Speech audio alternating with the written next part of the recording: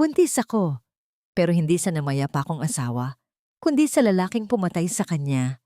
Isang pagkakamali sa klinika ang nagnakaw sa huling alaala ni Darion at pinalitan ito ng binhi ng isang demonyo. Layuan mo ako, Leandro Monteverde. Sigaw ko sa gitna ng ulan habang tinatapon niya ang mga pinaghirapan kong tinapay sa putikan. Ngunit sa bawat pintig ng puso sa aking sinapupunan, isang tanong ang bumubulag sa akin. Ito ba ay sumpa o isang mapait na pagkakataon para sa paghihiganti? Mrs. Almazan, kailangan ninyong maging matatag. Nagkaroon ng isang malaking pagkakamali ang ating laboratorio. Hindi si Darion ang ama ng batang dinadala mo. Ang mga salitang yon ay tila mga matatalas na bubog na pumasok sa pandinig ni Selene, umiwas sa kanyang puso hanggang sa ito ay maging pira-piraso. Nanigas siya sa kanyang kinauupuan sa loob ng malamig na silid ng doktor. Ang hangin sa paligid ay tila naging malapot at mahirap hingahin. Sa kanyang nanginginig na mga kamay, mahigpit niyang hawak ang isang maliit na sapatos ng sanggol na kulay asul. Ang tanging bagay na binili niya bago pumunta sa ospital para sa kanyang check-up. Plano sana niyang ialay ito sa harap ng altar ng kanyang asawa mamaya. Bilang pasasalamat sa himalang akala niya ay ibinigay ni Darion mula sa kabilang buhay. Ang sapatos na yon na simbolo ng kanyang pag-asa ay dahan-dahang nalaglag mula sa kanyang mga daliri at lumanding sa sahig ng walang ingay. Tila isang pangarap na nawalan ng saysay.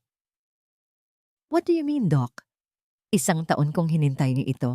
I spent all my savings para sa IVF na ito dahil ito na lang ang tanging paraan para magkaroon kami ng anak ni Darion kahit wala na siya.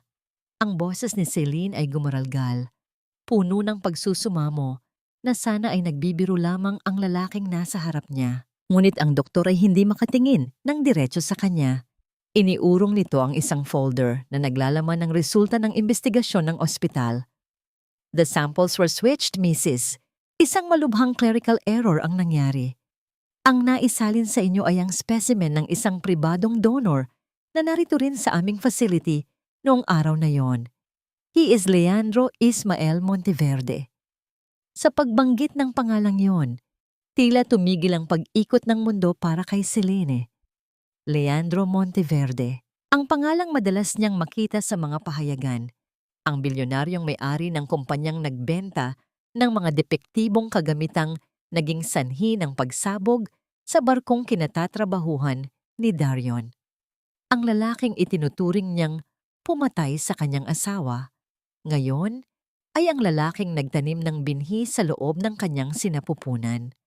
Naramdaman ni Celine ang isang matinding hapdi na gumagapang sa kanyang dibdib. Ang kanyang tiyan, na dati ay itinuturing niyang banal na sisidlan ng pag-ibig nila ni Darion, ay biglang naramdaman niyang marumi. Nais niyang sumigaw, nais niyang sakta ng sarili, ngunit ang tanging lumabas sa kanyang mga mata ay ang mga luhang kasing init ng apoy. Ang bawat tibok ng kanyang puso ay tila isang malakas na hampas ng martilyo na nagpapaalala sa kanya ng kanyang kamalasan. Nang makauwi siya sa kanilang maliit na bahay sa Cebu, sinalubong siya ng kanyang biyenan na si Nanay Elena. Ang matanda ay masayang nagluluto ng paboritong tinola ni Darion, habang suot ang isang apron na kupas na ang kulay. Celine, anak, halika na. Kumain na tayo. Alam mo bang nanaginip ako kanina? Nakita ko raw si Darion. Nakangiti siya at karga-karga ang isang sanggol na kamukhang kamukha niya. Sigurado ako, Apo, iyon na ang ibinigay niya sa atin. Masayang sabi ng matanda habang inilalapag ang mangkok sa mesa. Ang bawat salita ni Nanay Elena ay tila isang saksak ng kutsilyo sa budhi ni Celine. Paano niya sasabihin sa matandang may sakit sa puso na ang batang dinadala niya ay hindi ang apo nito? Paano niya ipapaliwanag na ang batang ito ay anak ng lalaking kinamumuhian nilang dalawa? Tumayo si Celine sa harap ng larawan ni Darion na may itim na laso. Tinitigan niya ang mga mata ng asawa sa retrato. Mga matang puno ng katapatan at pag-asa. Sa sandaling iyon, naramdaman niya ang isang matinding pag-iisa. Ang katahimikan sa loob ng bahay ay tila isang malaking halimaw na lumalamon sa kanyang pagkatao. Dahan-dahang lumapit si Celine sa bintana at tumingin sa labas. Sa kalsada, isang mamahalin at itim na sasakyan ang dahan-dahang huminto sa tapat ng kanilang gate. Ang bintana nito ay dahan-dahang bumaba at doon ay nakita niya ang isang pares ng mga mata na kasing lamig ng yelo at kasing lalim ng gabi.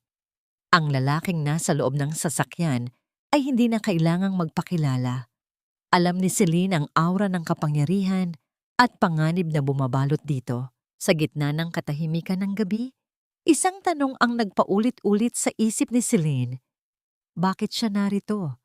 At hanggang saan ang kayang gawin ng isang Leandro Monteverde upang bawiin ang isang bagay na sa tingin niya ay pag-aari niya? Niyakap ni Celine ang kanyang sarili. Pilit na pinipigilan ang panginginig ng kanyang katawan habang ang hangin ng gabi ay humahalik sa kanyang balat. Dala ang amoy ng paparating na unos. Ang bawat hakbang ng lalaking iyon sa aming bakuran ay tila isang harap-harapang paglapastangan sa lupang diniligan ng mga luha ko para kay Darion. Dahan-dahang bumukas ang pinto ng sasakyan. Lumabas ang isang lalaking may tindig na tila pagmamay-ari niya ang buong mundo. Ang kanyang dekalidad na itim na Amerikana ay walang kahit isang gusot, kabaligtaran ng duster ni Celine na may mga mantsa ng harina at luha. Si Leandro Monteverde ay tumayo sa tapat ng kanilang gate. Ang kanyang mukha ay walang mababakas na emosyon. Tila isang rebultong gawa sa marmol. Mrs. Celine Almazan, ang kanyang boses ay malalim, malamig, at may awtoridad na hindi marunong tumanggap ng salitang hindi. I believe we have something very important to discuss. Naramdaman ni Celine ang panunuyo ng kanyang lalamunan. Nais niyang isigaw ang lahat ng puot na nararamdaman niya. Nais niyang itaboy ito, ngunit ang kanyang mga paa ay tila nakabaon sa semento. Wala tayong dapat pag-usapan. Umalis ka sa tapat ng bahay ko bago pa kita ipatawag sa barangay. Ang nanginginig na sagot ni Celine, pilit na pinatatatag ang sarili. Sa sandaling iyon, lumabas si Nanay Elena mula sa pinto. Bit-bit ang isang baso ng tubig. Nang makita ng matanda ang lalaking nasa tapat ng kanilang gate, agad na namutla ang mukha nito. Ang baso ay dahan-dahang nadulas mula sa kamay ni Nanay Elena, bumagsak sa sahig at nagkapira-piraso. Ang tubig ay kumalat tila mga luhang hindi na mababalik sa sisidlan. Siya ang may-ari ng Monteverde Dynamics, di ba? Ang pumatay sa anak ko. Ang garalgal na tanong ni Nanay Elena. Ang kanyang kamay ay dahan-dahang humawak sa kanyang dibdib, ang bahaging laging sumasakit tuwing naaalala ang trahedya. Nanay, pumasok po kayo sa loob. Ako na ang bahala rito. Pagmamakaawa ni Celine. Ngunit huli na ang lahat.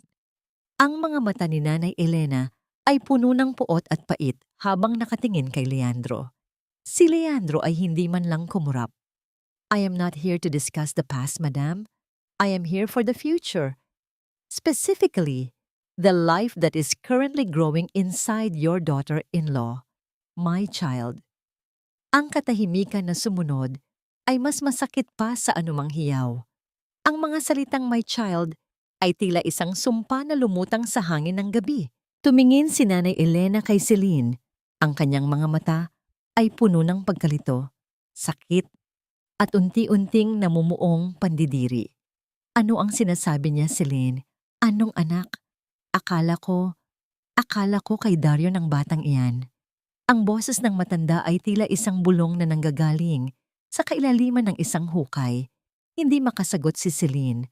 Ang kanyang katahimikan ay nagsilbing kumpirmasyon. Sa paligid ng kanilang bahay, ang mga ilaw sa bintana ng mga kapitbahay ay nagsimulang magbukas. Ang mga anino ng mga taong nagnanais makinig sa iskandalo ay nagsimulang mamuo sa likod ng mga kurtina. Alam ni Celine ang susunod na mangyayari. Ang tsismis na kakalat na tila apoy sa tuyong damo.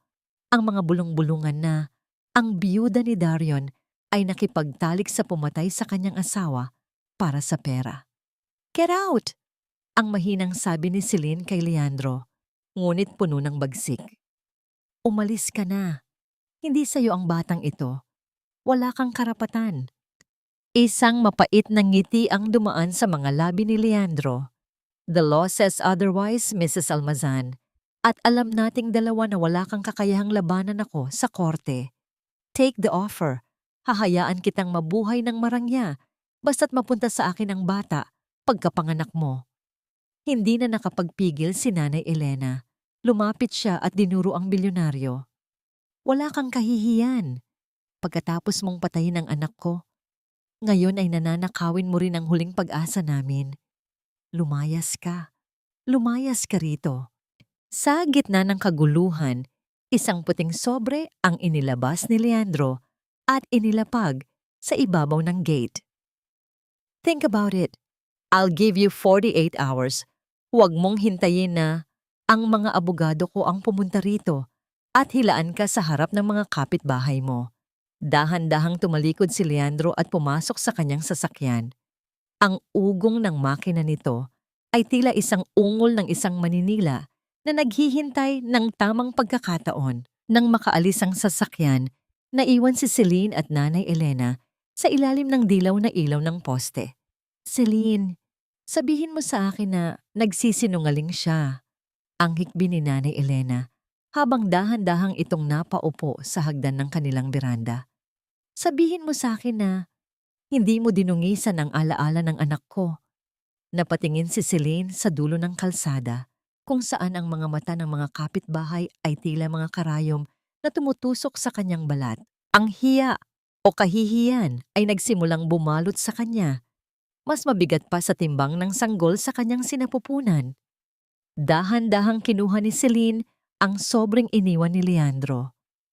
Sa loob nito, hindi pera ang nakita niya, kundi isang litrato, isang surveillance photo niya sa loob ng klinika, at isang dokumento na nagsasabing ang lahat ng ari-arian ni Darion, pati na ang maliit nilang bahay, ay nakasangla sa isang kumpanyang pagmamay-ari din ng mga Monteverde. Naramdaman ni Celine ang pag-ikot ng paligid. Hindi lang ang kanyang anak ang gustong kunin ni Leandro. Gusto siyang ubusin ng lalaking ito hanggang sa wala nang matira sa kanyang pagkatao. Huwag mong ipagpalit ang kinabukasan ng batang yan sa pride mong walang kwenta, Celine. Ang tinig ni Leandro ay tila isang malamig na hampas ng hangin sa loob ng kanyang marangyang opisina sa itaas na palapag ng Monteverde Tower. Nakaupo si Celine sa isang mamahaling selyang gawa sa balat ng hayop, habang sa kanyang kandungan ay mahigpit niyang hawak ang isang maliit na paper bag.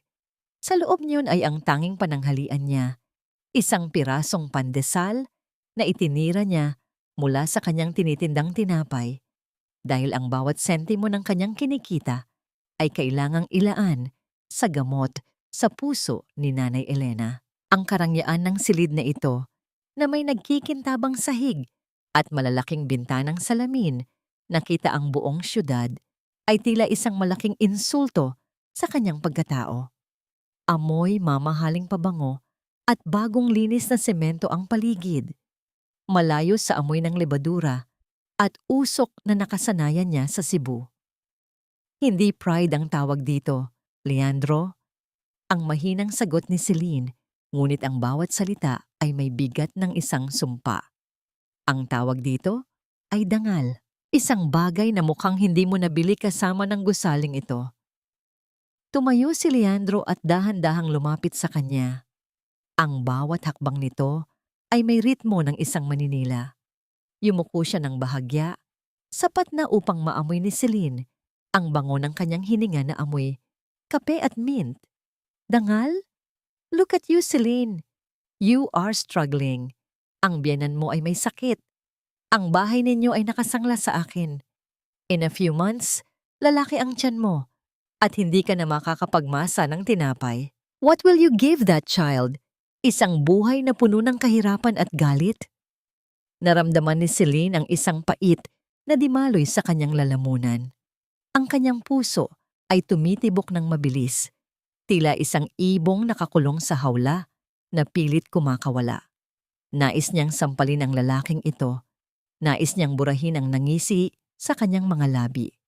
Ngunit nanatili siyang nakaupo. Ang kanyang mga daliri ay bumaon sa paper bag hanggang sa malusak ang tinapay sa loob. I am the victim here too, Celine. Patuloy ni Leandro, ang kanyang boses ay tila isang mapanlinlang na awit. Ninakaw ang DNA ko, ginamit ang pangalan ko. Pero hindi tulad mo, ako ay may kakayahang ayusin ang pagkakamaling ito. Just sign the waiver. Ibibigay ko sa iyo ang lahat ng kailangan mo. At ang bata ay lalaki sa ilalim ng pangalang Monteverde. He will have everything. Power, education, a future. Pero wala siyang ina. Ang putol ni Celine, sa pagkakataong ito ay tumingin na siya ng diretso sa mga mata ni Leandro. Gusto mong palakihin ang anak ko sa isang bahay na kasing lamig ng opisina mo? Gusto mo siyang maging katulad mo? Isang taong walang puso at tanging pera lang ang alam na lengguwahe? Tumayo ng tuwid si Leandro. Ang kanyang mukha ay muling naging malamig na maskara. The choice is yours. But remember, the world is cruel to people who have nothing but their so-called honor. Lumabas si Celine sa opisina ni Leandro na tila lumulutang sa hangin. Ang kanyang mga binti ay nangangatog. Nang makarating siya sa lobby ng gusali, isang babaeng nakauniporme ng nurse ang biglang sumulpot mula sa gilid ng isang malaking haligi. Si Isadora. Mrs. Almazan. Ang bulong ni Isadora. Ang kanyang mga mata ay puno ng takot. Ang kanyang mga kamay ay nanginginig. Habang may iniabot na maliit na piraso ng papel kay Celine. Hindi po ito aksidente. May nagbayad sa akin. May nag-utos na palitan ang mga pangalan sa laboratorio. Hindi po si Sir Leandro ang nag-utos. Kumpanya po. Bago pa man makapagtanong si Celine, isang mabilis na pangyayari ang bumulag sa kanyang paningin. Isang itim na van ang humarurot sa tapat ng gusali. Walang anumang ingay ng putok. Tila isang mabilis na pagpitik lamang ng hangin.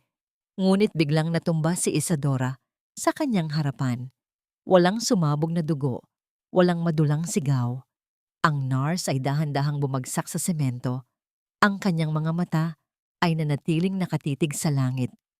Habang ang hawak niyang bag ay nalaglag at kumalat ang mga gamit sa sahig. Isang nakakabinging katahimikan ang bumalot sa paligid bago nagsimulang magsisigaw ang mga tao. Napatulala. Si Celine, ang maliit na papel na ibinigay ni Isadora ay mahigpit niyang nayakap sa kanyang dibdib. Sa gitna ng kaguluhan, muli niyang tiningnan ang itaas na palapag ng Monteverde Tower. Doon, sa likod ng malaking bintanang salamin, tila nakita niya ang anino ni Leandro na nakatingin sa ibaba. Sino ang tunay na kalaban? Ang lalaking nasa loob ng gusali o ang mas malaking kadiliman na nakatago sa likod ng pangalang Monteverde? Naramdaman ni Celine ang isang malakas na sipa mula sa loob ng kanyang sinapupunan. Isang paalala na sa gitna ng kamatayan at kasinungalingan, may isang buhay na umaasa sa kanya. Isang buhay na ngayon ay naging target na rin ng mga anino. Maling akala ang lahat. Mrs. Ang pagsabog sa barko, ang pagpapalit ng specimen. Iisang kamay lang ang may gawa niyan. Hindi ito aksidente. Ang boses ni Isadora sa loob ng recording ay basag at puno ng panginginig. Tila bawat salita ay binabayaran niya ng kanyang sariling hininga. Hawak ni Celine ang lumang cellphone na nakuha niya mula sa bag ng nurse bago siya itinulak palayo ng mga gwardya sa lobby. Sa loob ng madilim na kusina, ang tanging liwanag ay nagmumula sa maliit na screen ng telepono, nagbibigay ng maputlang anino sa mukha ni Celine na basang-basa ng pawis at luha. Sa labas, ang ulan ay nagsimulang pumatak sa bubong na yari sa luma at kinakalawang na yero, lumilikha ng isang malungkot at tila nagmamadaling ritmo na sumasabay sa mabilis na pagtibok ng kanyang puso. Darion! Ang bulong ni Celine, ang kanyang boses, ay tila isang kusing na nalunod sa malalim na balon. Naisip niya ang kanyang asawa Naalala niya ang huling gabi bago ito sumampa sa barko. Darion was restless then. Sinabi nito na may mga dokumentong hindi nagtutugma sa bodega ng Monteverde Dynamics, mga piyesang substandard na ipinipilit na ilagay sa mga makina. Akala ni Celine ay pagod lang ang asawa, ngunit ngayon, ang bawat salita ni Isadora ay nagpapatunay na ang katapatan ni Darion ang naging mitya ng kanyang buhay. Ang pagpapalit ng specimen sa klinika ay hindi isang pagkakamali ng tadhana. Ito ay isang paraan upang patahimikin si Celine, upang itali ang kanyang kapalaran sa pamilyang pumatay sa kanyang asawa. Isang maruming laro ng kapangyarihan kung saan ang isang inosenteng sanggol ay ginagamit na panangga. Naramdaman ni Celine ang isang matinding hapdi sa kanyang sikmura, hindi dahil sa gutom, kundi dahil sa puot na unti-unting lumalamon sa kanyang pagkatao. Ang bawat sipa ng sanggol sa loob ng kanyang tiyan ay hindi na nagdudulot ng ngiti, kundi isang paalala ng isang madugong katotohanan. Ang batang ito ay bunga ng isang krimen. Anong gagawin ko, Darion? Paano ko lalabanan ang mga dambuhalang ito? Dahan-dahan niyang itinago ang cellphone sa ilalim ng isang maluwag na tabla sa sahig, malapit sa altar kung saan nakalagay ang abo ng kanyang asawa. Sa bawat paggalaw niya, ang tunog ng lumang kahoy na humihingal sa ilalim ng kanyang bigat ay tila isang babala. Si Nanay Elena ay mahimbing nang natutulog sa kabilang silid. Ang mahinang hilik nito ay ang tanging nagbibigay ng kaunting normalidad sa gitna ng kanyang magulong mundo. Ayaw ni Celine na magising ang matanda. Ayaw niyang makita nito ang takot na nakaukit sa kanyang mga mata. Tumayo si Celine upang uminom ng tubig, ngunit bago pa man niya mahawakan ang baso, ang hangin sa loob ng kusina ay tila nagbago. Ang lamig ay gumapang sa kanyang batok. Isang tunog ang bumasag sa katahimikan. Hindi ito ang patak ng ulan, kundi ang marahan at maingat na pag-ikot ng trangka sa kanilang pintuan sa likod. Ang bakal na nagkiskisan ay lumikha ng isang matinis at nakakangilong tunog sa gitna ng gabi. Nanigas si Celine, ang kanyang paningin ay nakapako sa anino sa ilalim ng pinto. Isang itim na anino ang dahan-dahang humarang sa liwanag na nagmumula sa poste sa labas. May taong pilit na pumapasok. May taong nalaman na nasa kanya ang cellphone ni Isadora. Walang sandata si Celine. Ang tanging hawak niya ay ang kanyang tiyan. Ang kanyang tanging proteksyon ay ang kanyang sariling katawan na pilit niyang ipinanghaharang sa bata. Ang tunog ng dahan-dahang pagbukas ng pinto ay tila isang hatol ng kamatayan na dumarating ng walang babala. Sino ang nasa likod ng pintong yon? Ang mga tauhan ba ni Leandro na nais siyang patahimikin o ang mas malupit na kaaway na hindi pa niya nakikilala? Naramdaman ni Celine ang mainit na daloy ng luha sa kanyang pisngi, habang ang kanyang dila ay tila naging bato. Hindi siya makasigaw. Sa gitna ng dilim, tanging ang tunog ng kanyang sariling mabigat na paghinga ang naririnig niya, hanggang sa maramdaman niya ang malamig na simoy ng hangin mula sa labas. Ang pintuan ay tuluyan ng bumukas. Sumama ka sa akin kung ayaw mong mamatay pati ang batang iyan. Ang boses na yon ay hindi nagmumula sa isang kaaway, kundi sa isang taong hindi inaasahan ni Celine na magliligtas sa kanya. Sa gitna ng dilim ng kusina, isang malakas na braso ang humila kay Celine patungo sa gilid, kasabay ng marahas na pagbukas ng pinto. Ang liwanag mula sa kidlat ay panandaliang tumanglaw sa silid, sapat na upang makita ni Celine ang matatalim na mata ni Leandro Monteverde. Hindi ito ang Leandro na nakasuot ng mamahaling Amerikana. Suot niya ang isang itim na jacket at ang kanyang buhok ay basa ng ulan. Bago pa man makapagsalita si Celine, nakita niya ang anino ng isa pang lalaki sa pinto, isang estrangherong may hawak na bakal na kumikinang sa dilim. Isang mabilis na pagkilos ang ginawa ni Leandro.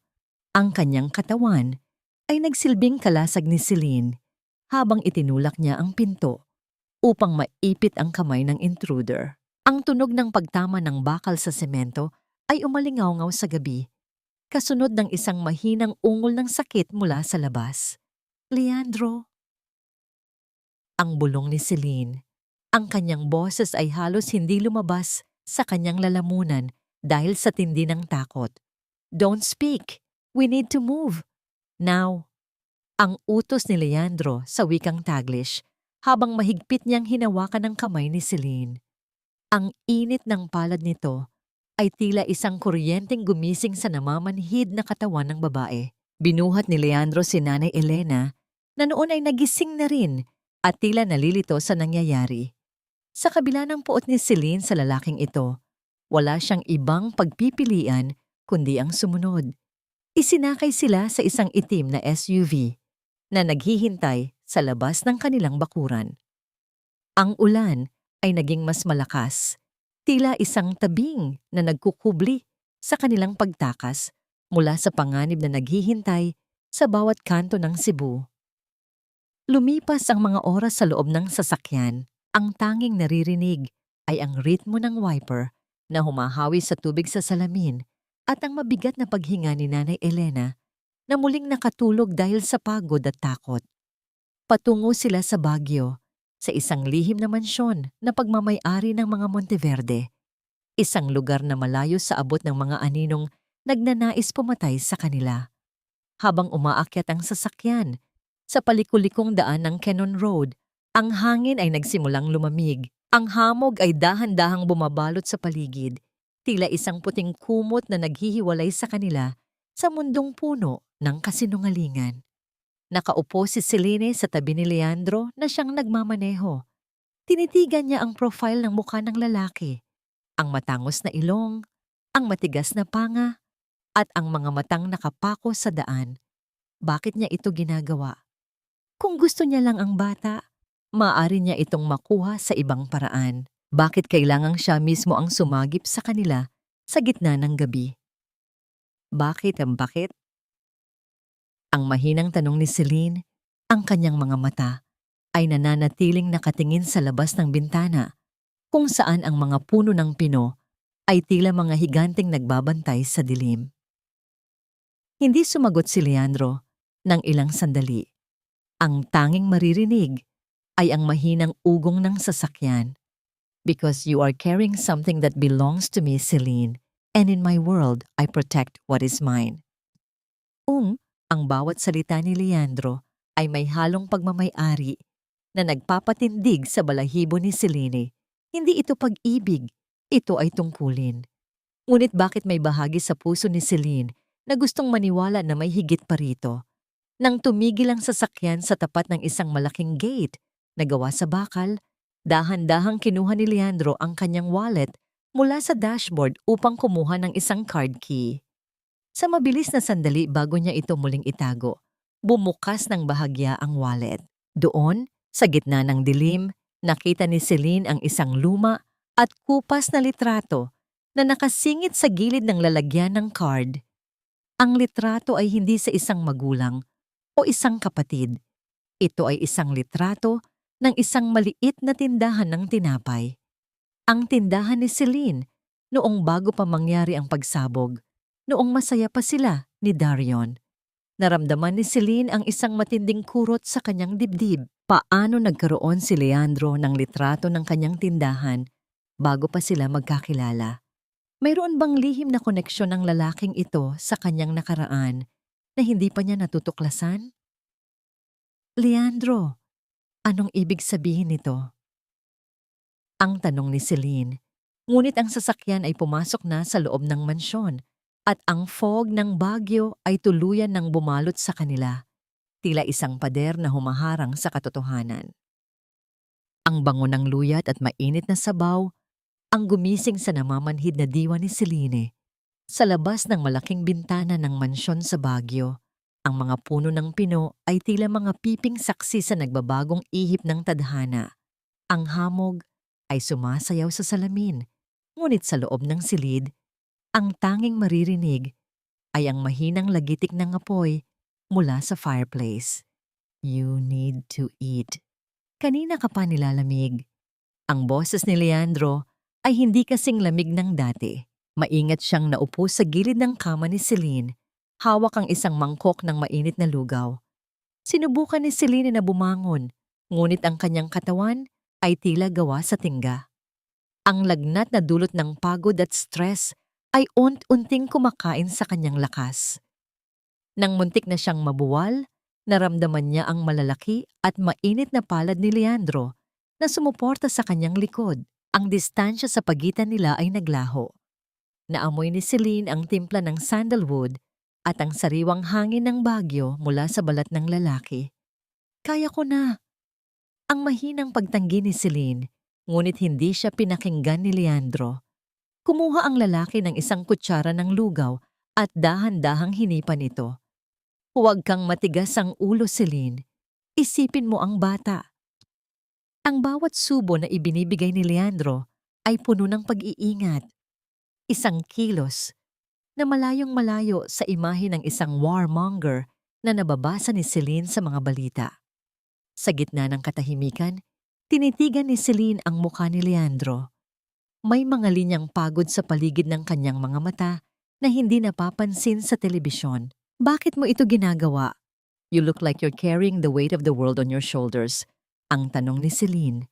Ang kanyang boses ay tila isang haplos sa gitna ng katahimikan. Isang mapait na buntong hininga ang kumawala sa mga labi ni Leandro. Ibinaba niya ang mangkok at tumingin sa malayo. My father, Don Mariano, didn't raise a son. He raised a soldier. Sa bahay na ito bawal ang umiyak, bawal ang maging mahina. Every mistake was met with a belt or a cold room. I learned that to survive, I had to be harder than the iron he was selling. Naramdaman ni Celine ang isang hapdi sa kanyang puso. Hindi para sa kanyang sarili, kundi para sa batang Leandro na lumaking walang yakap ng isang magulang. Dahan-dahang iniangat ni Celine ang kanyang kamay at hinawakan ang braso ni Leandro. Hindi ka ang iyong ama, Leandro. Tumingin si Leandro sa kanya at sa sandaling iyon, ang maskara ng pagiging matigas ay tuluyang natanggal. Ang kanyang mga mata ay naging mapungay, puno ng isang kaokhat na matagal nang ibinaon. Dahan-dahan niyang inilapit ang kanyang mukha kay Celine. Ang kanilang mga hininga ay nagtagpo, mainit at puno ng pangako. Inilagay ni Leandro ang kanyang kamay sa pisngi ni Celine. Ang kanyang hinlalaki ay dahan-dahang humahaplos sa labi ng babae. Tila huminto ang mundo. Ang tanging naririnig ni Celine ay ang mabilis na kabog ng kanyang sariling dibdib. Muntik na silang maghalikan. 1 pulgada na lang ang distansya. Ngunit biglang nyanig ang katahimikan ng isang nakakabagabag na tunog. Ang pag-vibrate ng telepono ni Leandro sa ibabaw ng mesa ay tila isang malakas na sampal ng katotohanan. Mabilis na lumayo si Leandro at kinuha ang telepono. Ang kanyang mukha ay agad na namutla nang makita ang pangalan sa screen. Mateo, ang bulong ni Leandro, bago niya sinagot ang tawag. Leandro, my dear cousin. Ang boses ni Mateo sa kabilang linya ay puno ng nakakangilong tawa. Kahit hindi ito naka-loudspeaker, ay naririnig ni Celine ang bawat salita dahil sa sobrang tahimik ng silid. Nakalimutan mo yata na kahit gaano kalayo ang takbuhan mo, may naiiwan ka pa ring bakas. Did you really think you could hide them in Baguio? Anong kailangan mo, Mateo? Ang boses ni Leandro ay naging matalim muli. Wala naman. Gusto ko lang ipaalam na kasama ko ngayon si Nanay Elena. Masarap pala siyang magkwento tungkol kay Darion habang umiiyak. Sayang naman kung hindi mo siya maririnig sa huling pagkakataon. Nabitawan ni Leandro ang telepono. Napatingin siya kay Celine na noon ay nanlalaki ang mga mata sa takot. Si Nanay Elena, na dapat ay nasa kabilang silid lang, ay wala roon. Ang pintuan ng mansyon ay dahan-dahang humampas dahil sa malakas na hangin. Isang tanda na may nakapasok at nakalabas ng hindi nila namamalayan. Niloko mo lang pala ako. Ang lahat ng pag-aalaga mo, ang lahat ng kwento mo. Bahagi lang ng isang malaking palabas upang pagtakpan ang dugo sa iyong mga kamay. Ang tinig ni Celine ay tila isang matalim na labaha na humiwa sa malamig na hangin ng silid-aklatan ni Leandro. Hawak niya ang isang piraso ng papel na kinuha niya mula sa nakabukas na laptop ni Leandro habang ang lalaki ay abala sa pakikipag-usap sa kanyang mga security details sa labas. Ang bawat salita sa screen ay tila mga uling na tumutupok sa natitirang tiwala sa kanyang puso. Ito ay isang email mula kay Darion 3 linggo bago ang pagsabog. Nakasulat doon ang babala ni Darion tungkol sa mga pekeng pyesa ng Monteverde Dynamics at ang mas masakit, may kalakip na tugon mula sa account ni Leandro. Huwag kang makialam kung gusto mo pang makita ang pamilya mo. Bumalik ang tingin ni Celine kay Leandro na noon ay kakapasok pa lamang ng silid. Ang kanyang mukha ay bakas, ang pag-aalala para kay Nanay Elena. Ngunit para kay Selene, ang pag-aalalang iyon ay tila isang nakakasulasok na pagpapanggap. Celine, listen to me. Ang simula ni Leandro, dahan-dahang lumalapit. Ang kanyang mga kamay ay nakaangat, tila sinusubukang pakalmahin ang isang nasaktang hayop. Huwag kang lalapit! Ang hiyaw ni Celine. Ang kanyang boses ay nanginginig sa matinding puot at pait. Alam mo ang tungkol kay Darion, bago pa mangyari ang lahat. Binantaan mo siya. Pinatay mo siya dahil sa mga piyesang iyon. At ngayon ay pinalalabas mo na biktima ka rin? Napatitig si Leandro sa computer screen. Ang kanyang mga mata ay nanlaki sa gulat. Ngunit sa paningin ni Celine, iyon ay gulat ng isang taong nahuli sa akto. Hindi ako ang nagsulat niyan, Celine. I never saw that email. You have to believe me, Mateo is… Mateo? O baka naman ginagamit mo lang ang pinsan mo para maging panakip butas sa sarili mong kasalanan? Ang bawat tibok ng puso ni Celine ay tila isang pagsabog sa kanyang dibdib. Naramdaman niya ang isang matinding sipa mula sa bata. Isang sipa na tila sumasang-ayon sa kanyang galit. Ang sakit, Leandro. Ang sakit-sakit isipin na muntik na kitang paniwalaan. Muntik ko nang makalimutan ang asawa ko dahil sa mga mabulaklak mong salita. Dahan-dahang umatras si Celine patungo sa pinto. Ang kanyang paningin ay lumalabo dahil sa mga luhang hindi na mapigil. Ang mansyong ito, na tila naging kanlungan niya nitong mga nakaraang araw, ay biglang naging isang marangyang kulungan na puno ng mga multo ng kasinungalingan. Celine, delikado sa labas. Ang fog, ang mga tauhan ni Mateo. Ang babala ni Leandro, ang kanyang boses ay puno ng desperasyon. Ngunit hindi na nakikinig si Celine. Ang tanging nasa isip niya ay ang makalayo sa lalaking ito, makalayo sa amoy ng sandalwood na ngayon ay amoy kamatayan na para sa kanya. Tumakbo siya palabas ng silid, binabagtas ang mahabang koridor ng mansyon habang ang kanyang mga kamay ay mahigpit na nakakapit sa kanyang tiyan. Paglabas niya ng pinto, sinalubong siya ng makapal na hamog ng bagyo. Ang paligid ay puting-puti, walang makita kundi ang malalabo at naglalakihang anino ng mga puno ng pino. Ang malamig na hangin ay humampas sa kanyang mukha, nanunuot sa kanyang manipis na suot. Ngunit mas malamig ang pakiramdam ng pagtataksil sa loob ng kanyang puso. Darion, patawarin mo ako. Patawarin mo ako. Ang hikbi ni Celine habang pilit na naglalakad sa madulas na daan. Ang bawat hakbang niya ay tila isang pagsubok. Ang kanyang mga paa ay nanginginig at ang kanyang paningin ay lalong nagdidilim. Ang katahimikan ng gabi ay binuwag ng tunog ng mabilis na pagtakbo ng isang tao sa likuran niya. Ang mga yabag sa tuyong dahon ay tila papalapit ng papalapit. Hindi siya lumingon. Alam niyang si Leandro iyon o baka isa sa mga tauhan ni Mateo. Sa gitna ng makapal na fog, nawala ang direksyon ni Celine. Ang kanyang tsinelas ay nadulas sa isang basang ugat ng puno at naramdaman niya ang pagkawala ng balanse ng kanyang katawan.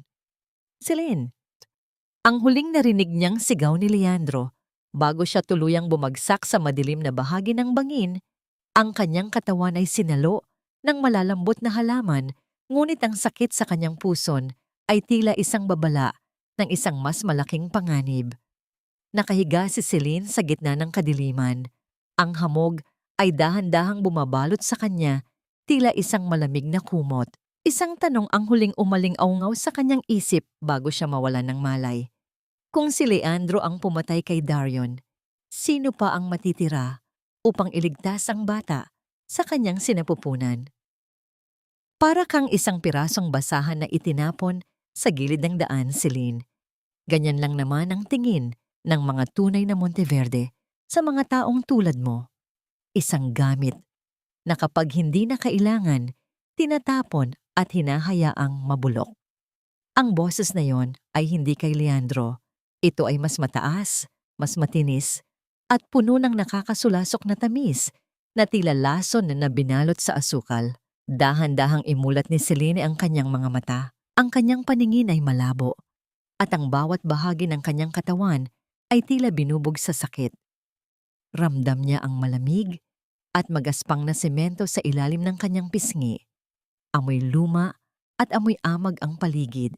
Isang abandonadong bodega sa liblib na bahagi ng Baguio. Sa harap niya, nakatayo si Mateo Monteverde. Malinis ang suot nitong puting polo. Tila hindi galing sa isang madugong operasyon. Hawak niya ang isang baso ng mamahaling wine. Marahang inihahalo ang likido sa loob nito habang nakangiti kay Selene. Mateo, ang namamaos na tawag ni Selene. Sinubukan niyang gumalaw, ngunit naramdaman niya ang hapdi ng lubid na nakatali sa kanyang mga kamay at paa. Mas masakit ang pintig sa kanyang puson, isang babala na ang kanyang anak ay nasa panganib. Nasaan? Nasaan si Nanay Elena? Huwag kang mag-alala, Celine. Ang matandang yun ay nasa kabilang silid lang, kasama ang mga tauhan ko na walang pasensya sa mga taong hindi tumitigil sa pag-iyak. Ang sagot ni Mateo, sabay tungga sa kanyang inumin. Lumapit siya at dinampot ang mukha ni Celine. Pinilit na itingala ito. Sayang, masyado kang maganda para madamay sa gulo namin ni Leandro. Pero ang asawa mo, si Darion. Masyado siyang matanong. Masyado siyang hero. At alam mo naman ang nangyayari sa mga hero sa totoong buhay, di ba? Namamatay sila sa pagsabog. Nanlaki ang mga mata ni Celine. Ang katotohanan ay tila isang malakas na sampal na nagpabura sa lahat ng kanyang pagdududa. Ikaw ang pumatay sa kanya, hindi si Leandro. Correction, Celine. Pinatay ko siya gamit ang kumpanya ni Leandro. Tumawa si Mateo, isang tawang walang kaluluwa. At ang email na nabasa mo, ako ang gumawa niyan. Madali lang namang pasukin ang account ng isang pinsan na masyadong abala sa pagiging mabuting tao. Ang plano ko ay simple lang. Saktan ka, saktan si Leandro, at panoorin kayong sirain ang isa't isa habang ako ang luluklok sa trono ng Monteverde Dynamics. Halimaw ka. Ang tanging naisagot ni Celine, kasabay ng pagdura niya sa harap ng lalaki. Hindi nagalit si Mateo. Sa halip kinuha niya ang isang pirasong papel mula sa kanyang bulsa at inilatag ito sa harap ni Celine. Isang affidavit. Isang testimonya na nagsasabing si Leandro ang nag-utos ng lahat. Ang pagsabog, ang pagpapalit ng specimen, at ang pagkidnap sa kanya. Sign this, Celine. Kapag ginawa mo ito, hahayaan ko kayong mabuhay ng biyanan mo. Ibibigay ko sa inyo ang perang hindi nyo kikitain sa pagmamasa ng tinapay kahit sa 10 buhay nyo. Pero kapag tumanggi ka, lumingon si Mateo sa pintuan ng kabilang silid kung saan narinig ni Celine ang isang mahinang kalabog ng upuan at ang pigil na hikbi ni Nanay Elena. Papatayin ko ang matanda sa harap mo. At pagkatapos, titiyakin ko na ang batang iyan sa loob mo ay hinding-hindi makikita ang liwanag ng araw. Naramdaman ni Celine ang isang matinding panginginig sa kanyang buong pagkatao. Ang takot ay tila isang malapot na putik na lumulunod sa kanya. Tumingin siya sa papel, pagkatapos ay sa madilim na sulok ng bodega. Doon, nakita niya ang isang maliit at kalawanging pako na nakaungos mula sa sahig. Sa gitna ng kanyang kawalang pag-asa, isang kislap ng katapangan ang nabuhay sa puso ni Celine. Hindi siya papayag na maging kasangkapan sa kasamaan ni Mateo. Hindi niya hahayaang dungisan ang pangalan ni Darion at ang buhay ng kanyang anak. Kahit patayin mo ako, hindi ko pipirmahan yan. Ang buong lakas na sabi ni Celine, kahit ang kanyang boses ay pira-piraso. Ang nangiti sa mga labi ni Mateo ay dahan-dahang naglaho, pinalitan ng isang anyo ng purong galit. Ibinaba niya ang baso at hinablot ang buhok ni Celine. Masyado kang matapang para sa isang taong walang kalaban-laban. Sige, tignan natin kung gaano mo pa kayang manindigan kapag narinig mo na ang huling hininga ng biyenan mo. Dahan-dahang tumayo si Mateo at kumuha ng isang bakal na tubo sa gilid. Ang tunog ng pagkaladkad ng bakal sa semento ay lumikha ng isang nakakangilong ingay na tumatagos sa kaluluwa ni Selene. Papunta siya sa silid ni Nanay Elena. Huwag! Mateo, huwag! Ang sigaw ni Celine habang pilit niyang iginagapang ang kanyang katawan. Binabaliwala ang sakit sa kanyang tiyan at ang hapdi ng mga lubid. Ngunit bago pa man mahawakan ni Mateo ang trangka ng pinto, isang malakas na tunog ng pagkabasag ng salamin mula sa itaas ng bodega. Ang nyanig ang buong paligid. Ang mga piraso ng bubog ay bumagsak, tila mga bituing nagniningning sa dilim. Isang anino ang mabilis na bumaba mula sa itaas, tila isang anghel ng kamatayan na bumagsak mula sa langit. Mateo, ang hiyaw na yumanig sa mga pader. Si Leandro, ang kanyang mga mata ay nag-aapoy sa galit. Ang kanyang buong pagkatao ay tila isang bagyong handang sumabog. Ngunit bago pa man makalapit si Leandro, mabilis na itinutok ni Mateo ang bakal na tubo sa leeg ni Celine na noon ay nakahiga sa sahig. Isang hakbang pa, Leandro, at titiyakin kong hindi mo na makikita ang mag-ina mo. Ang banta ni Mateo habang ang kanyang mukha ay naging kasing pula ng demonyo. Napatigil si Leandro. Ang katahimikan sa loob ng bodega ay naging kasing bigat ng isang hatol. Ang buhay ni Selene, ni Nanay Elena, at ng sanggol ay nakabitin sa isang manipis na sinulid, habang ang hamog ng bagyo ay dahan-dahang pumapasok sa loob ng nabasag na bintana, tila isang piping saksi sa nagbabadyang trahedya. Ibigay mo sa kanya ang kumpanya, Leandro. Ibigay mo ang lahat, basta huwag lang ang buhay nila. Ang tinig ni Leandro ay hindi nanginginig, ngunit ang lalim nito ay tila galing sa kailaliman ng isang taong handang isuko ang langit at lupa. Nakatayo siya sa gitna ng madilim na bodega. Ang kanyang mga kamay ay dahan-dahang itinaas bilang tanda ng pagsuko. Ang liwanag ng buwan na pumapasok sa nabasag na bintana ay tumatama sa kanyang mukha. Nagpapakita ng isang anyo ng pagpapakumbaba na kailanman ay hindi inakala ni Selene na makikita niya sa isang Monteverde. Nakahiga pa rin si Selene sa malamig na semento. Ramdamang talim ng bakal na tubo ni Mateo sa kanyang leeg. Ang bawat paghinga niya ay maingat dahil ang kaunting galaw ay maaring maging mitya ng kanyang buhay. Ngunit sa kabila ng panganib, ang kanyang mga mata ay nakapako kay Leandro. Nakita niya ang panginginig ng mga daliri ng lalaki. Isang panginginig na hindi dulot ng takot para sa sarili, kundi para sa kanya.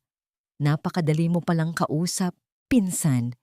Ang malingit na tawa ni Mateo ay umalingaw-ngaw sa mga pader ng bodega.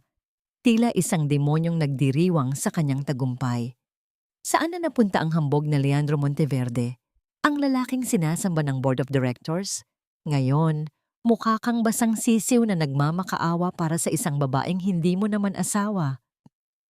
The company is just paper and cold steel, Mateo. Ang sagot ni Leandro sa wikang Taglish. Ang kanyang boses ay puno ng pait.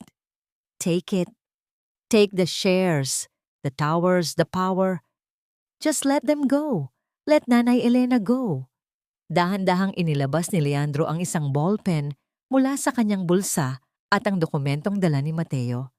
Sa ibabaw ng isang lumang kahoy na crate, pinirmahan ni Leandro ang bawat pahina ng walang pag-aalinlangan. Ang bawat kiskis ng panulat sa papel ay tila tunog ng pagguho ng isang imperyo. Ngunit para kay Leandro, ito ay ang tunog ng paglaya. Leandro, huwag. Ang mahinang hikbi ni Celine. Ang pinaghirapan mo. Ang legacy ng pamilya mo. Tumingin si Leandro sa kanya. At sa sandaling iyon, ang lahat ng pader sa pagitan nila ay tuluyang naglaho. Celine, I realize that the legacy is empty if I have no one to share it with. Darion died because of the greed of this family. I won't let another life be lost to the same curse. Ngunit si Mateo ay hindi pa tapos. Ang kanyang inggit na namuo sa loob ng maraming taon ay hindi kayang busugin ng pirma lamang. Gusto niyang makita ang tuluyang pagkawasak ng kanyang pinsan. Do you think it's that easy? Kapag hinayaan ko kayong mabuhay, magiging mitya kayo ng pagbagsak ko. I need to erase the evidence, all of it. Mabilis na kinuha ni Mateo ang isang lighter mula sa kanyang bulsa. Sa isang iglap, itinapon niya ito sa mga tumpok ng lumang papel at mga kemikal na nakaimbak sa sulok ng bodega. Ang apoy ay mabilis na gumapang, tila isang gutom na hayop na lumalamon sa lahat ng madadaanan nito. Ang usok ay nagsimulang mamuo, itim at nakakasulasok. Bumabalot sa paligid, tila isang madilim na tabing. Mateo, nababaliw ka na. Ang hiyaw ni Leandro, habang mabilis na sumugod patungo kay Celine. Binitawan ni Mateo si Selene at tumakbo patungo sa labas. Dala ang mga pirmadong dokumento. Ngunit bago pa man siya makalayo, ang malalaking tipak ng nasusunog na kahoy mula sa kisame ay nagsimulang bumagsak, humaharang sa pintuan. Ang tunog ng paglagitik ng apoy at ang pagguho ng mga kagamitan ay lumikha ng isang nakabibiinging kaguluhan. Binuhat ni Leandro si Celine. Ang kanyang mga braso ay nagsilbing proteksyon laban sa init ng apoy. I'm here, Celine. I've got you. Hinding-hindi kita bibitawan. Si Nanay Elena. Leandro, ang kabilang silid. Ang sigaw ni Celine sa gitna ng pag-ubo dahil sa usok. Sa gitna ng lumalakas na apoy at nagbabadyang pagguho ng buong gusali, kailangang pumili ni Leandro. Ang init ay hindi na matagalan at ang hangin ay paubos na. Ang bawat sandali ay tila isang habulan sa kamatayan. Napatitig si Celine sa mga mata ni Leandro. Nakikita ang desperasyon at ang pagmamahal na huli na bago niya natanto. Isang malakas na pagsabog mula sa mga tangke ng gas sa labas ang yumanig sa buong bodega. Dahilan upang magdilim ang paningin ni Celine habang nararamdaman niya ang huling mahigpit na yakap ni Leandro sa gitna ng naglalagablab na impyerno. Huwag mong itago ang katotohanan dahil lang sa takot. Ang takot ay lumilipas, pero ang dangal, kapag nadungisan, ay habang buhay na pasanin. Ang mga salitang iyon ni Nanay Elena ang umuukit sa isip ni Celine habang nakatayo siya sa likod ng malaking telon ng isang grand ballroom sa Makati. Ilang araw na ang lumipas mula nang lamunin ng apoy ang bodega sa Baguio. Ligtas silang nakalabas, salamat sa mga galos, at pasong tinamo ni Leandro upang protektahan sila. Ngunit ang sugat sa kanilang dangal ay hindi pa naghihilom. Sa kabilang panig ng telon, naririnig ni Celine ang masigabong palakpakan. Naroon ang mga mamamahayag, ang mga bilyonaryo, at ang mga makapangyarihang tao sa lipunan. Ipinagdiriwang nila ang proklamasyon ni Mateo Monteverde bilang bagong CEO ng Monteverde Dynamics. Ang bawat tawa ni Mateo na umaabot sa pandinig ni Celine ay tila isang patak ng asido sa kanyang balat. Hawak ni Celine ang isang USB drive na naglalaman ng huling boses ni Isadora at ang mga dokumentong nakuha ni Leandro mula sa lihim na vault ni Mateo. Nanginginig ang kanyang mga kamay, hindi dahil sa takot, kundi dahil sa bigat ng responsibilidad na nakapatong sa kanyang mga balikat. Sa tabi niya, nakatayo si Leandro. Ang kanyang braso ay may benda pa rin at ang kanyang mukha ay may mga bakas ng pinsala mula sa apoy. Ngunit ang kanyang mga mata ay nakapako kay Celine ng may buong pagtitiwala. Are you ready, Celine? Ang bulong ni Leandro sa wikang Taglish. Hindi mo kailangang gawin ito kung hindi mo kaya. I can find another way. Tumingin si Celine sa kanyang malaking tiyan. Pagkatapos ay kay Leandro. Para ito kay Darion.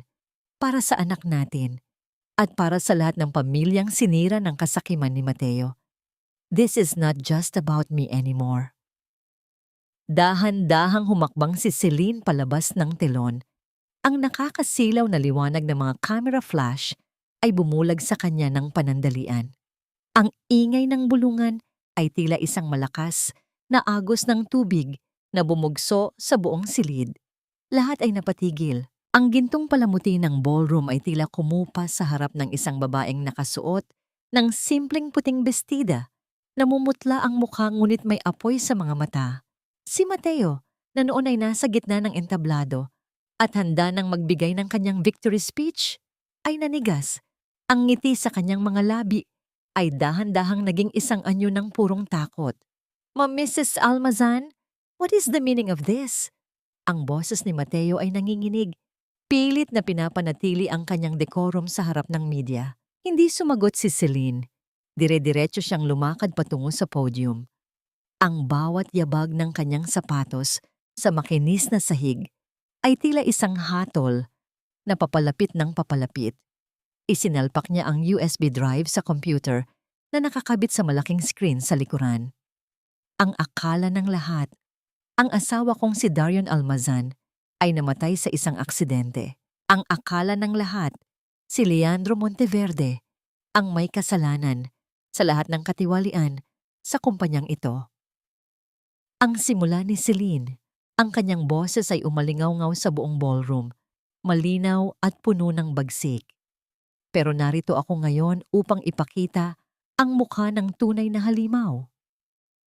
Sa isang pindot, ang boses ni Isadora ay pumuno sa silid. Idinedetalye ang bawat utos ni Mateo upang patayin si Darion at manipulahin ang DNA samples. Ang mga larawan ng mga substandard na piyesa na may pirma ni Mateo ay lumabas sa screen. Isang nakakangilong katahimikan ang bumalot sa lahat. Sinubukan mong ubusin ang buhay ko, Mateo. Sinubukan mong nakawin ang hinaharap ng anak ko. Patuloy ni Celine habang ang mga luhang matagal ng kinimkim ay nagsimulang dumaloy. Pero nakalimutan mo ang isang bagay.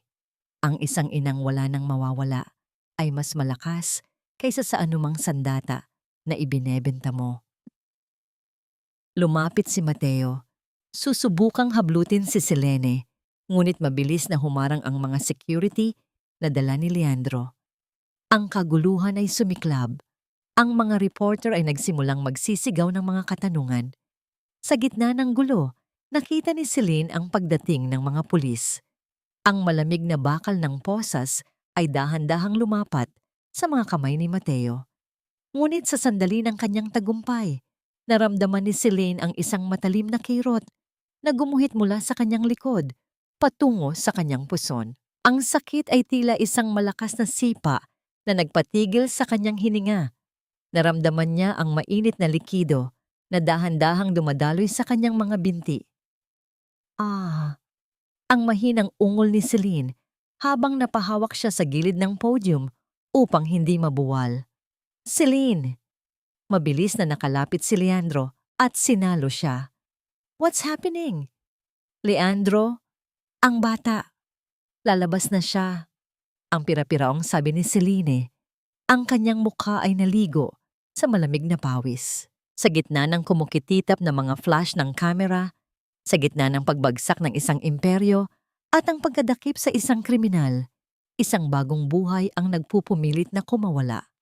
Ang sakit ng panganganak ay humahalo sa saya ng pagkakamit ng hustisya. Naramdaman ni Celine ang pag-ikot ng paligid habang dahan-dahan siyang inihihiga ni Leandro sa sahig. Ang huling nakita niya ay ang nag-aalalang mukha ni Leandro at ang malabong anino ni Darion sa kanyang gunita. Tila isang huling paalam at isang pagbabasbas para sa kinabukasan.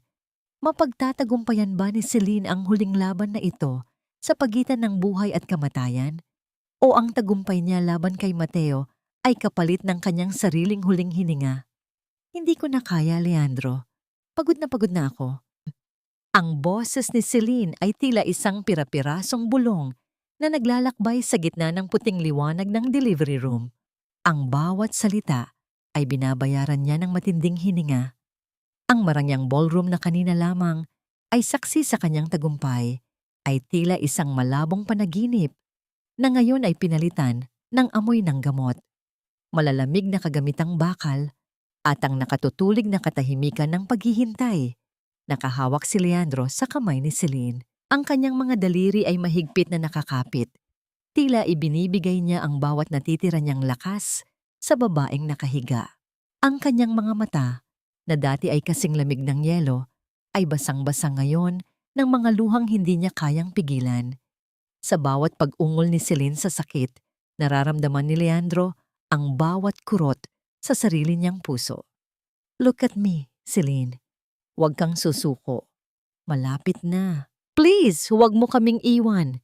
Ang pagsusumamo ni Leandro sa wikang Taglish, ang kanyang boses ay gumaralgal dahil sa tindi ng emosyon. Ang sakit na nararamdaman ni Celine ay hindi lamang nagmumula sa kanyang katawan na tila hinahati sa dalawa. Ito ay ang sakit ng 3 taong pangungulila, ang bigat ng galit na ngayon lamang kumakawala, at ang takot na baka sa huling sandali ay hindi niya kayang protektahan ang batang ito. Sa kanyang isip, nakikita niya ang anino ni Darion. Nakatayo ang kanyang asawa sa isang pampang, nakangiti, at tila tinatawag siya patungo sa isang lugar na wala ng dusa. Darion! Ang mahinang tawag ni Celine. Sa sandaling iyon, bumukas ang pinto at pumasok si Nanay Elena. Ang matanda ay humahangos, ang kanyang mga mata ay puno ng pag-aalala, ngunit may dalang kapayapaan. Lumapit siya sa kabilang panig ni Celine at hinaplos ang noo ng kanyang minugang. Celine, anak, makinig ka kay nanay. Ang mahinahong tinig ng matanda ay tila isang anghel na bumaba sa lupa. Bitawan mo na ang sakit. Bitawan mo na si Darion. Alam niya, anak. Alam niyang ginawa mo ang lahat. Masaya na siya. Ngayon, kailangan ka ng batang ito. Kailangan ka namin. Ang mga salita ni Nanay Elena ay tila isang susi na nagbukas sa huling pinto ng puso ni Celine. Ang imahe ni Darion sa kanyang isip ay dahan-dahang kumaway, hindi bilang pagtawag, kundi bilang isang huling paalam. Isang huling ngiti ng pasasalamat bago ito tuluyang naglaho sa liwanag. Isang huling matinding pag-ire ang ginawa ni Selene. Ang kanyang buong pagkatao ay ibinuhos niya sa sandaling iyon. Ang kanyang mga daliri ay bumaon sa kamay ni Leandro, at ang kanyang hininga ay tila tumigil sa gitna ng hangin. Isang mahaba at nakakangilong katahimikan ang bumalot sa silid. Walang nagsasalita. Ang mga doktor at nurse ay mabilis na kumikilos, ngunit para kay Celine, ang mundo ay tila huminto sa pag-ikot. Tumingin siya sa kisame, ang kanyang paningin ay lumalabo. Naghihintay ng isang tanda, ng isang tunog na magpapatunay na ang lahat ng kanyang sakripisyo ay may saysay. At pagkatapos, isang tunog ang bumasag sa lahat ng pader ng kanyang pag-aalinlangan. Hindi ito isang putok, hindi ito isang sigaw ng galit. Ito ay ang unang yak ng isang sanggol, isang manipis at gumaralgal na tinig na tila isang awit ng tagumpay sa gitna ng isang madugong labanan. It's a boy, Mrs. Isang malusog na batang lalaki. Ang boses ng doktor ay tila isang himala. Nang ilapag ang bata sa dibdib ni Celine, naramdaman niya ang init ng maliit na katawan nito. Ang bawat hikbi ng sanggol ay tila isang gamot na nagpapahilom sa bawat sugat sa kanyang kaluluwa. Tumingin siya kay Leandro at doon niya nakita ang lalaking handang pumatay at mamatay para sa kanila. Ang lalaking naging kalasag niya sa gitna ng unos. Dariel, ang bulong ni Celine, habang ang mga luha ng wagas na kaligayahan ay dahan-dahang dumadaloy. Ang pangalan mo ay Dariel. Hinawakan ni Leandro ang maliit na daliri ng sanggol, at sa unang pagkakataon, ang katahimikan sa pagitan nila ni Celine ay hindi na puno ng katanungan at puot, kundi ng isang pangako ng bagong simula. Ngunit sa gitna ng kanilang saya, Napansin ni Celine ang isang bagay. Ang mga monitor sa tabi ng kanyang kama ay nagsimulang maglabas ng mabilis at nakababahalang ritmo. Ang kanyang paningin ay biglang naging itim at ang init ng kanyang anak ay tila dahan-dahang lumalayo. Celine! Celine! Nurse! Ang BP niya! Ang huling narinig niyang sigaw ni Leandro bago siya tuluyang nilamon ng kadiliman. Nakamit na ba ni Celine ang kanyang hustisya kapalit ng kanyang huling lakas? O sadyang ang tadhana ay may huling hagupit pa bago nito tuluyang ibigay ang kapayapaan? Hindi sapat ang salitang patawad para punan ang mga taong ninakaw, pero sapat ang isang yakap para simulan ang bukas na wala ng takot. Ang puting kisame ng ospital ay dahan-dahang naging malinaw sa paningin ni Celine. Ang matinis at walang tigil na huni ng makina na nagbabantay sa kanyang tibok ng puso ay unti-unting kumalma. Tila sumasabay sa dahan-dahang pagbalik ng kanyang malay. Ang bawat paghinga niya ay may kaunting hapdi pa rin, ngunit ang bigat sa kanyang dibdib, ang bigat na dinala niya sa loob ng 3 taon, ay tila naglaho na kasabay ng usok ng nasunog na bodega. Gising na siya. Salamat sa Diyos. Gising na ang asawa ko. Ang boses ni Leandro ay gumaralgal, puno ng isang uri ng ligaya na hindi kailanman narinig ni Celine. Naramdaman niya ang init ng labi ni Leandro na humalik sa kanyang noo, kasunod ng mga luhang pumatak sa kanyang pisngi. Hindi ito ang luha ng pait, kundi luha ng isang lalaking nahanap ang kanyang tahanan sa gitna ng digmaan. Sa tabi ng kanyang kama, nakita ni Celine si Nanay Elena na karga ang isang maliit na puting kumot. Ang matanda ay nakangiti, habang ang mga mata ay nagniningning. Dahan-dahang inilapit ng matanda ang sanggol kay Celine. Ang pagdampi ng malambot na balat ni Dariel sa braso ni Celine ay tila isang kuryenteng nagbigay ng huling lakas sa kanyang katawan. Ang lahat ay tapos na, Celine. Ang bulong ni Nanay Elena habang hinahaplos ang buhok ng kanyang minugang. Wala na si Mateo. Ang katarungan ay nakamit na natin. Ang anak ko, si Darion, alam kong payapa na siyang nagbabantay sa atin. Lumipas ang mga linggo at ang balita tungkol sa pagbagsak ni Mateo Monteverde ay naging sentro ng usapan sa buong bansa. Ang mga pahayagan na dati ay tinatawag si Leandro na warmonger ay puno na ngayon ng balita tungkol sa radikal na pagbabago ng Monteverde Dynamics. Sa ilalim ng pamumuno ni Leandro, ang kumpanya ay tumigil na sa paggawa ng mga kagamitang pandigma. Ang kanilang mga pabrika ay nagsimula nang gumawa ng mga dekalidad na kagamitang medikal at mga search and rescue equipment, isang pagpupugay sa alaala ng mga biktima ng kanilang nakaraan. Isang hapon, sa ilalim ng malaking puno ng mangga sa bakuran ng kanilang bagong bahay sa Cebu, isang bahay na simpleng ngunit puno ng liwanag, naghanda si Celine ng isang simpleng hapunan. Amoy tuyo at sinangag ang paligid, ang mga pagkaing kailanman ay hindi inakala ni Leandro na magiging paborito niya. Dumating si Leandro mula sa trabaho. Bitbit ang isang maliit na laruan para kay Dariel. Ang kanyang mga mamahaling suit ay pinalitan na niya ng simpleng polo shirt. Lumapit siya kay Celine at dahan-dahang yumakap mula sa likuran. Inilalagay ang kanyang baba sa balikat ng babae. Alam mo, hindi ko akalain na ganito pala kasarap ang tahimik na buhay, ang sabi ni Leandro sa wikang Taglish, habang pinagmamasdan nila si Nanay Elena na nakikipaglaro sa sanggol sa veranda.